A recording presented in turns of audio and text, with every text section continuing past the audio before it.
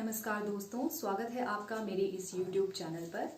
आज मैं आपके सामने जो विषय लेके प्रस्तुत हुई हूँ वह है लड़कियों की स्वतंत्रता। स्वतंत्रता चाहे लड़के की हो चाहे लड़की की हो, वो दोनों ही बहुत ही महत्वपूर्ण है।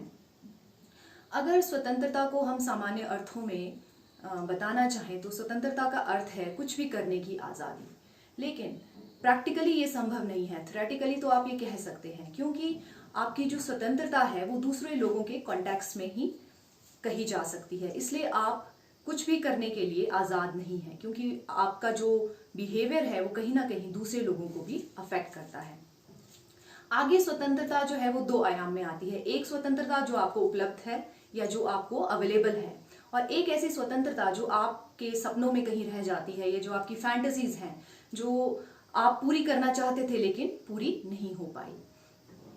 तो जो असली स्वतंत्रता है या सही मायने में जो स्वतंत्रता है वो इन दोनों के बीच में कहीं बैलेंस्ड फॉर्म में एग्जिस्ट करती है। मतलब ना ही आप रिप्रेस्ड हैं और ना ही आप किसी चीज को ओवरडू कर रहे हैं। तो इनका जो बैलेंस है, इनकी जो सम्यकता है, वही सही शब्दों में आप एक बैलेंस्ड फ्रीडम या सम्यक स्वतंत्रता को कह सकते हैं।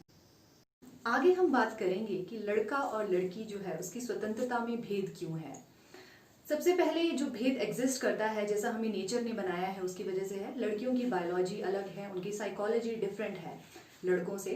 तो ये जो भेद है, एक तो प्रकृति ने जो हमें दिया है, लेकिन इस भेद को आगे किस तरीके से, कितना ये जस्टिफाइबल है या नहीं है, इस पे हम बात करते हैं।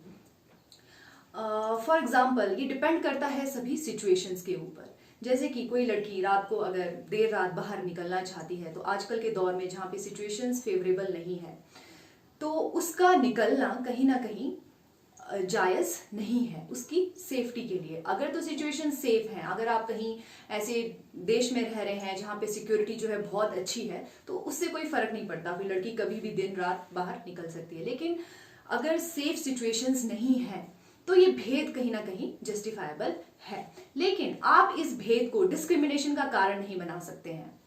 तो अगर आप सेफ्टी के रीजन से लड़की को इस तरीके से रात को जाने से रोक रहे हैं तो वो जायज है। लेकिन आप इस चीज को अगर डिस्क्रिमिनेशन के फॉर्म में उसको आगे बढ़ने से रोकना चाहते हैं तो वो कहीं ना कहीं गलत हो जाएगा। तो इससे बेटर है कि हम उसकी सेफ्टी का इंतजाम करें। अगर हम उसकी सेफ्टी का इंतजाम करें तो वो दिन रात कभी भी अपने फील्ड में या बाहर जाना चाहती है, कुछ करना चाहती है, तो वो उसमें वैसे ही आगे बढ़ सकती है। लड़कियों की स्वतंत्रता में सेफ्टी से भी बढ़कर जो इशू है, या जो बोल सकती हूँ बाधा है, वह है मोरालिटी, नैतिकता। अब ये जो मोरालिटी है ये डिफरेंट कल्चर्स, डिफरेंट ट्रेडिशंस और कंट्री वाइज या पुराने टाइम से लेके आज के टाइम तक ये कॉन्टिन्यूसली चेंज होते रहते हैं। ये कोई फिक्स नहीं है, आज ये है, कल ये कुछ और हो जाते हैं। तो ये जो मॉरल कोड्स बनाए गए हैं अलग अलग कल्चर्स में, अलग अलग ट्रेडिशंस में, ये कितना जस्टिफाइबल है, इन पे थोड़ा विचार करने की जरूरत है। क्योंकि इनका एक्चुअल में कितनी एग्जिस्टेंस है या ये कितने फायदे के हैं, ये देखना जरा जरूरी है। क्योंकि ये सिर्फ कॉन्सेप्ट बन के रह जाते हैं जो लड़की को दबाने के काम आते हैं और उसके विकास को जो है वो रोकते हैं। जैसे कि कुछ कल्चर्स में सिर पे दुपट्टा रखना जरूरी है, कुछ कल्चर्स हमारे ऐसे हैं जहाँ पे आपको बुर्का पहनना जरूरी है, कुछ कल्चर्स ऐसे हैं जहां पे कुछ चीजें पहले जरूरी थी लेकिन टाइम के साथ वो चीजें बदल गई हैं। तो एक्चुअल में ये कॉन्सेप्ट्स रियलिटी में कितने फायदे के हैं और इनको कितना आगे बढ़ाना चाहिए, ये थोड़ा इस पे हमें गौर करने की जरूरत है। तो ये सबसे बड़ी बाधा जो है, नैतिकता, एक लड़की की स्वतंत्रता में आगे बन जाती है। और ये जो बाधा है आगे चल के लड़की के विकास में, उसकी डेवलपमेंट में बहुत बड़ी रुकावट बनती है। तो सबसे पहली रुकावट बनती है कि ये जो moral codes related to dress दिए गए हैं, अगर लड़की को बोलते हैं कि उसको इस तरीके से दुपट्टा लेना जरूरी है, वो जीन्स नहीं पहन सकती, वो शॉर्ट ड्रेसेस नहीं पहन सकती और उसको हमेशा कवर करके रहना है अपने को, तो कहीं ना कहीं वो अपनी बॉडी के लिए कॉन्टिन्यूसली कॉन्शियस रहती है। अगर उसे सर पे दुपट्टा रखना है तो 24 घंटे वो एक मेंटल स्ट्रेस में रहेगी। तो उसकी सारी जो एनर्जी है वो ड्रेन हो जाती है इसी प्रोसेस में, कॉन्टिन्यूसली अपने को कॉन्शियसली, मतलब अपनी बॉडी को कवर करने के और जस्ट यही चीजें मेंटेन करने में। तो जो एनर्जी कहीं क्रिएटिविटी में यूज हो सकती थी, वो सारा जो है उसका ध्यान इसी ओर जो है वो फिक्स करके रख देती है। तो एक ये रीजन होता है। दूसरा जो कॉज है वो है इनहिबिशन ऑफ सोशल इंटरेक्शन। ये जो मॉरल कोड्स हैं, इनकी वजह से लड़की सिर्फ अपनी फैमिली तक सीमित होकर रह जाती है। फैमिली से बाहर उसको बहुत ज्यादा लोगों के साथ इंटरेक्शन करने की आजादी नहीं है। तो इससे ये होता है कि सिर्फ वो एक लिमिटेड पर्सपेक्टिव तक रह जाती है। जो फैमिली के लोग हैं उनका एक ही पर्सपेक्टिव होगा मोस्टली।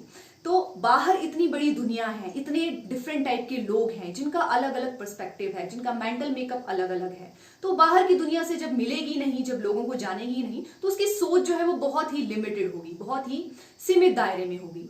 और हमेशा लड़की की ड्रेसिंग सेंस को उसकी मोरालिटी के साथ जोड़ के देखा जाता है। अगर मान लो लड़की छोटी ड्रेस पहन रही है और अगर कोई इशू आता है कि कोई लड़का उसको परेशान करता है, तो हमेशा ये कहा जाता है कि उस लड़की ने छोटी ड्रेस पहनी है, तो दैट इज वाई वो लड़का जो है वो डिस्ट्रैक्ट हो गया और उसने इस तरीके की हरकत की।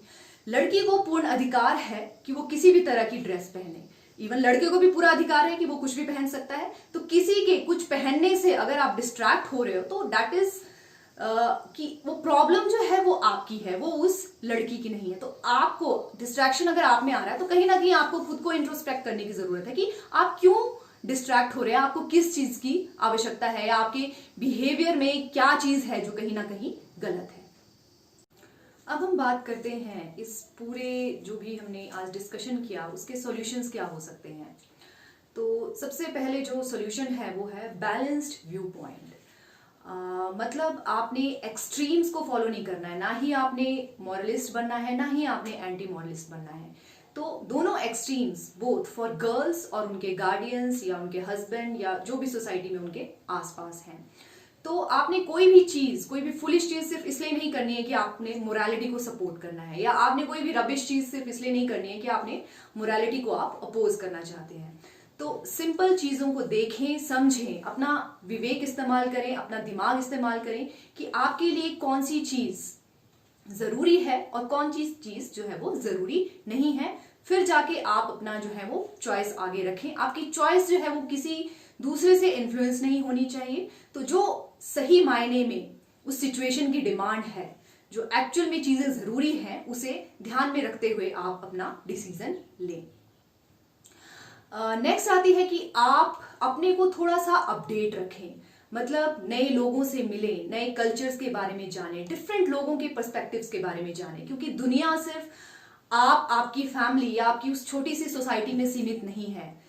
देश बहुत बड़ा है, ये आपकी दुनिया बहुत बड़ी है। यहाँ पे अलग अलग लोग हैं, जहाँ पे अलग अलग उनकी मान्यताएं हैं, अलग अलग उनके पर्सपेक्टिव्स हैं। तो जितना आप दूसरे लोगों को जानेंगे, उनके बारे में जानेंगे, उनके विचारों को जानेंगे, उनके पर्सपेक्टिव्स को जानेंगे, उतना ही ज्यादा आपका जो है, आपका मेंटल मेकअप भी उतना ही ज्यादा आगे एक्सपैंड होगा और आपका विजन जो है उतना ही आगे बढ़ेगा।